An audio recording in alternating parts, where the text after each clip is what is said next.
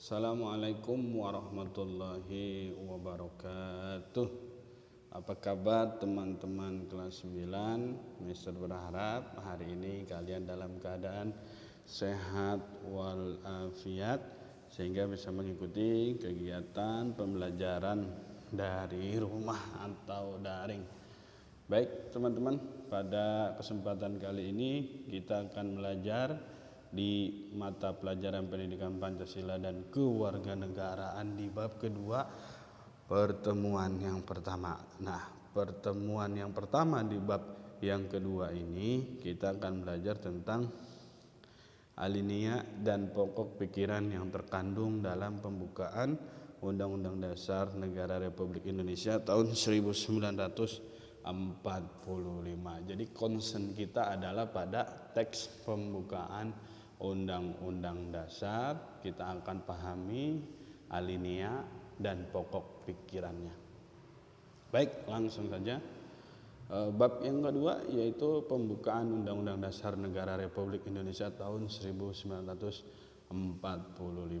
Tujuan pembelajaran kita pada kali ini adalah setelah mengikuti video pembelajaran kali ini, kalian diharapkan memahami dan menghayati isi alinea dan pokok pikiran yang terkandung dalam pembukaan Undang-Undang Dasar Negara Republik Indonesia tahun 1945. Mensintesiskan isi alinea dan pokok pikiran yang terkandung dalam alinea pembukaan Undang-Undang Dasar Negara Republik Indonesia tahun 1945, dan tentunya tujuan pembelajaran yang terakhir adalah mengaplikasikan isi alinea dan pokok-pokok pikiran yang terkandung dalam alinea pembukaan Undang-Undang Dasar Negara Republik Indonesia tahun 1945 dalam kehidupan berbangsa dan bernegara.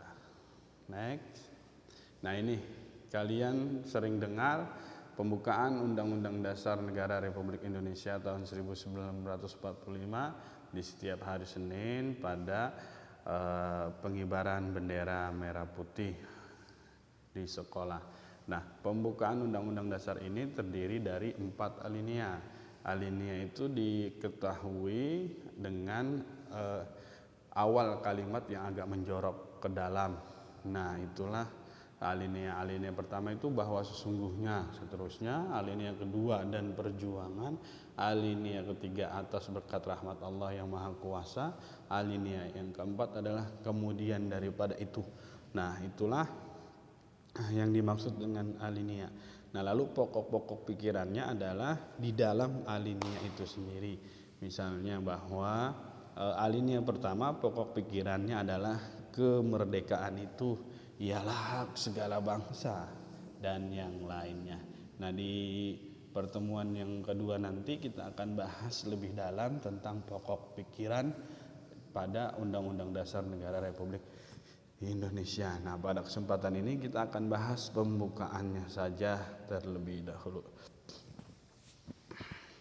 Makna alinea pembukaan Undang-Undang Dasar Negara Republik Indonesia tahun 1945, bahwa pembukaan Undang-Undang Dasar Negara Republik Indonesia tahun 1945 merupakan sumber motivasi dan inspirasi, tekad, semangat, serta cita-cita hukum dan moral yang ingin ditegakkan bangsa Indonesia.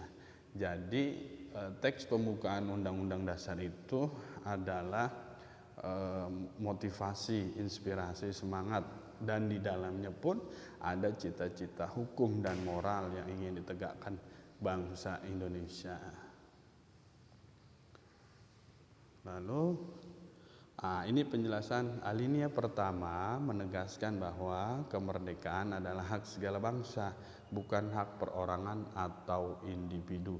Jadi dalam pembukaan Undang-Undang Dasar Negara Republik Indonesia tahun 1945 menegaskan bahwa setiap bangsa itu memiliki hak untuk merdeka, memiliki hak untuk bisa memajukan negaranya, mengendalikan negaranya, menjalankan negaranya, dan hak yang paling mendasar adalah hak untuk tidak dijajah oleh bangsa lain. Ya, hari ini masih ada negara-negara yang secara tidak langsung sebenarnya dijajah, terutama di daerah Timur Tengah. Nah, ini ada gambar, ada foto Soekarno dan Muhammad Hatta. Jika alinea pertama pembukaan Undang-Undang Dasar Negara Republik Indonesia tahun 1945 menyatakan hak kodrati untuk merdeka, alinea kedua menjabarkan penilaian para pendiri bangsa.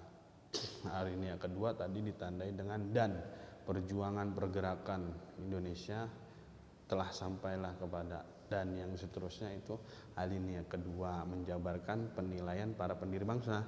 Founding fathers atau pendiri bangsa itu sangat begitu cerdas dalam merumuskan teks pembukaan Undang-Undang Dasar. Selanjutnya, jika Indonesia dipandang sebagai sebuah negara yang merdeka, berarti Indonesia adalah negara yang bebas dari kekuasaan bangsa lain dan dapat menentukan nasibnya sendiri. Jadi makna daripada suatu bangsa itu merdeka adalah negara itu tidak didikte, tidak diatur-atur oleh negara lain. Artinya negara itu bebas dari intervensi atau kekuasaan bangsa lain. Tidak boleh satu negara manapun di dunia ini mengatur bangsa Indonesia. Mengapa? Karena Indonesia sudah menyatakan kemerdekaannya. Berbeda ketika dahulu Indonesia belum merdeka, masih dijajah oleh Belanda, maka negara Indonesia ketika itu atau belum menjadi negara Indonesia diatur semuanya oleh bangsa Belanda. Tapi hari ini dan seterusnya Indonesia bisa menentukan nasibnya sendiri, mau dibawa kemana negara ini, mau mencapai tujuannya tentunya, maka tidak ada negara manapun yang boleh mengatur Indonesia. Begitu juga Indonesia tidak boleh mengatur negara-negara yang merdeka dimanapun negara itu berada. Jika Indonesia dipandang sebagai negara yang bersatu, berarti dalam tiap warga negara muncul kebulatan tekad untuk mewujudkan cita-cita bersama. Nah, cita-cita bangsa Indonesia ketika cita-cita bangsa Indonesia ketika dijajah adalah ingin merdeka. Nah, ketika sudah merdeka seperti hari ini, cita-cita bangsa Indonesia adalah mewujudkan Pancasila itu, yang tentunya Pancasila yang terakhir, yaitu keadilan sosial bagi seluruh rakyat Indonesia, dan itu terdapat pada pembukaan Undang-Undang Dasar Negara Republik Indonesia tahun 1945 bahwa seluruh warga negara ingin mewujudkan cita-cita bersama yang telah disepakati. Jika Indonesia dipandang sebagai negara yang berdaulat itu artinya mandiri, tidak didikte atau diatur oleh negara-negara lain. Berarti ada kebebasan menentukan tujuan nasibnya sendiri dengan kekuatan dan kekuasaannya sendiri sederajat dengan bangsa-bangsa lain. Ketika Indonesia sudah menyatakan kemerdekaannya, berarti Indonesia sudah berdaulat, artinya sudah mandiri. Dengan demikian Indonesia bisa menentukan tujuan negaranya, tujuan bangsanya, menentukan nasibnya dan memiliki kekuasaan sendiri sama dengan bangsa-bangsa lain.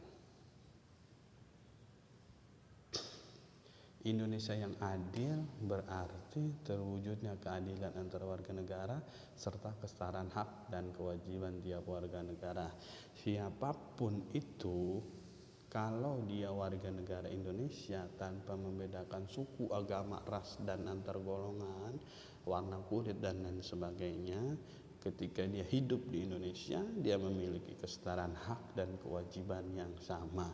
Tidak dibeda-bedakan atau tidak diperlakukan secara diskriminatif.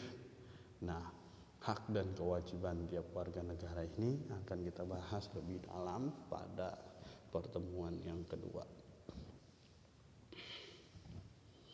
Nah, Indonesia yang makmur berarti terpenuhnya kebutuhan negara Indonesia, baik kebutuhan material maupun kebutuhan spiritual. Kebutuhan material itu maksudnya kebutuhan yang sifatnya physically, seperti hak untuk hidup, kebutuhan untuk mendapatkan pekerjaan, kebutuhan untuk mendapatkan makan, kebutuhan untuk mendapatkan pendidikan, kebutuhan untuk hidup aman, nyaman dan tentram, kebutuhan untuk mendapatkan perlindungan dari kejahatan. Itu namanya kebutuhan material. Nah, warga negara Indonesia juga membutuhkan yang namanya kebutuhan spiritual. Kebutuhan spiritual itu apa? Kebutuhan keagamaan, bahwa warga negara Indonesia kan sudah disepakati bahwa percaya akan adanya Tuhan yang Maha Esa. Terlepas dari agamanya apapun, maka negara wajib memberikan kebutuhan keagamaan itu. Seperti apa? Mendirikan rumah ibadah untuk semua agama tanpa membeda-bedakan, memberikan hak yang sama pada misalnya perayaan hari besar agama yang ada di Indonesia. Itulah yang dimaksud dengan kebutuhan spiritual. Dalam alinea ketiga terlihat bahwa proklamasi dan pembukaan Undang-Undang Dasar Negara Republik Indonesia tahun 1945 merupakan satu kesatuan yang tak terpisahkan. Dalam alinea ketiga, bangsa Indonesia mengakui bahwa manusia adalah makhluk ciptaan Tuhan, sehingga kemerdekaan Indonesia tidak hanya dicapai dengan segenap usaha bangsa Indonesia, tetapi juga dicapai berkat rahmat dari Allah yang Maha Kuasa. Makanya pembukaan Undang-Undang Dasar Negara Republik Indonesia tahun 1945 alinea ketiga dimulai dengan berkat rahmat Allah yang Maha Kuasa dan didorongkan oleh keinginan luhur. Itu menjadi bukti bahwa bangsa Indonesia, terutama warga negaranya, mengakui adanya Tuhan, bahwa kemerdekaan yang diraih pada kala itu dan dirasakan sampai hari ini itu bukan semata-mata karena perjuangan manusia, tetapi juga berkat rahmat dari Allah yang Maha Kuasa atau berkat rahmat dari Tuhan yang Maha Esa, sebagai bukti bahwa kita percaya akan adanya kekuatan dari Tuhan atau Allah Subhanahu wa Ta'ala. Nah, Indonesia mengakui hak kodrati untuk segala bangsa, yaitu berkehidupan kebangsaan yang bebas. Nah, alinea terakhir atau alinea keempat menjelaskan prinsip-prinsip serta pokok-pokok kaidah pembentukan pemerintahan Indonesia diperinci lebih lanjut, ditandai dengan alinea yang keempat itu menjelaskan sistem pemerintahan dan kaidah-kaidah dasar dalam kehidupan bernegara berbangsa, agar kehidupan berbangsa dan bernegara itu memiliki pedoman, memiliki acuan, agar pemimpin dan warga negara atau pemerintah dan rakyat bisa berjalan dengan selaras, tidak ada yang merasa terzolimi, tidak ada yang merasa sewenang-wenang dan seenak-enaknya hidup di Indonesia. Maka dibuatlah pembentukan pemerintah, artinya ada presiden, ada wakil rakyat, dan ada rakyat. Nah, demikian dulu pertemuan pertama di bab kedua ini, bersambung pada video pembelajaran yang kedua di minggu yang akan datang. Setelah mendengar dan menyaksikan serta melihat video ini, silahkan kalian kerjakan post-test yang ada di e-learning ini. Terima kasih, tetap semangat. Wassalamualaikum warahmatullahi wabarakatuh.